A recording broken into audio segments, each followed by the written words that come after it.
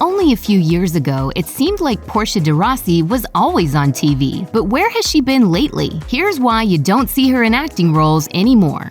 There's a lot of overlap in today's Hollywood, but there are still some people from previous generations that can be categorized as movie actors or TV stars. Those who came up in one world and had success in that environment are forever linked with it. Portia de Rossi is very much an actor associated with television. She got her big break on American television when she joined the cast of the white-hot legal dramedy Ally McBeal in 1998, playing inscrutable lawyer Nell Porter until the series wrapped in 2002. With 89 episodes completed, that's the longest and most successful TV gig in de Rossi's career. She was also on 3 seasons of Scandal, Shonda Rhimes' acclaimed political drama. Among de Rossi's TV misfires are the 10-episode wonder Mr. Sterling and the slacker sitcom New York Days. Hollywood casting agents may think twice about giving a major role to de Rossi, as she doesn't have a proven track record as someone who will instantly deliver big audiences.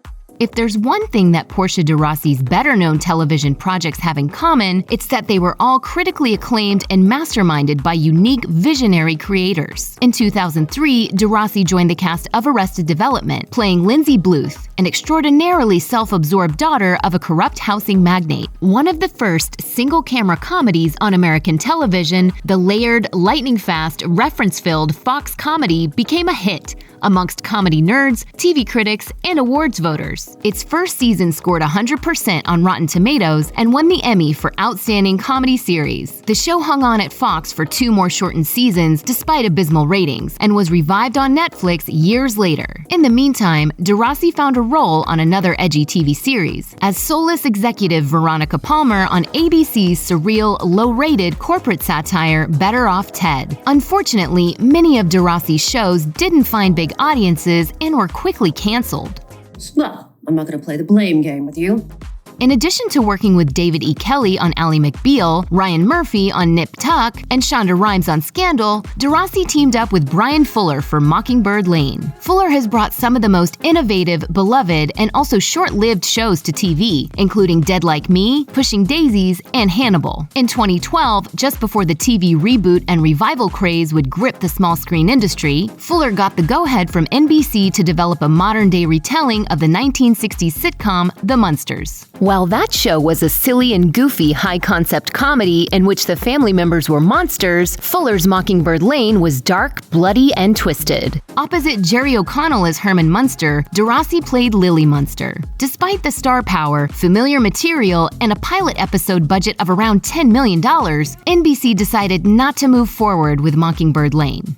While Portia de Rossi possesses the dynamic and unbeatable combination of striking good looks and excellent comic timing, her brand just didn't seem transferable to the big screen. Try as she might, this star of multiple TV shows couldn't seem to get her movie career off the ground. De Rossi landed small parts in indie movies before Ally McBeal, but after, she could only find work in a small string of ignored, forgettable, and mostly independently produced movies. Films like Dead and Breakfast, Cursed, and Now Add Honey probably don't sound familiar because they weren't blockbuster hits and none rated very highly with critics either.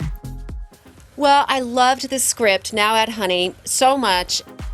According to Us Weekly, Portia de Rossi met comedian and daytime talk show host Ellen DeGeneres in 2000, but they connected romantically for the first time in 2004, just after VH1's Big in 04 awards ceremony. De Rossi credits the solid relationship and DeGeneres' support with helping her publicly come out as a gay woman, something that was not terribly common in the early 2000s. De Rossi and DeGeneres wed in 2008, and ever since, they've been viewed as one of showbiz's most rock-solid marriages. She stood by and supported DeGeneres when stories began to leak that backstage at her talk show, the Queen of Nice was actually temperamental, petty, mean, rude, and an all-around difficult boss. The backlash kicked up in 2020 when, according to Variety, sources said employees were mistreated and underpaid amidst the coronavirus pandemic and a production shutdown. There was an internal investigation, DeGeneres issued an apology, and de Rossi stood by her wife throughout the scandal, which can't have been easy.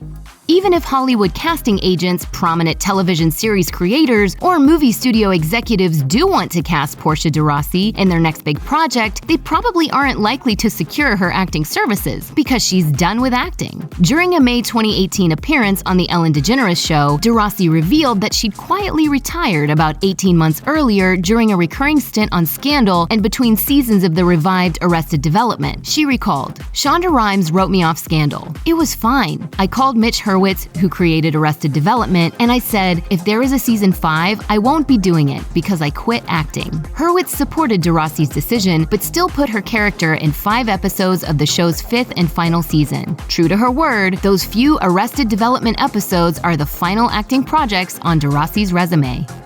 Portia de Rossi may have walked away from Hollywood in 2018, but she didn't retire from all work. De Rossi said on The Ellen DeGeneres Show in 2018, "So I was approaching 45, and I just kind of was wondering, is there something that I could tackle now that I've never done before that would be really challenging and different? So I decided to quit and start a business." De Rossi teamed up with Fujifilm to create a 3D technology called Cinograph, which is then used to print recreations of paintings through a company called General Public.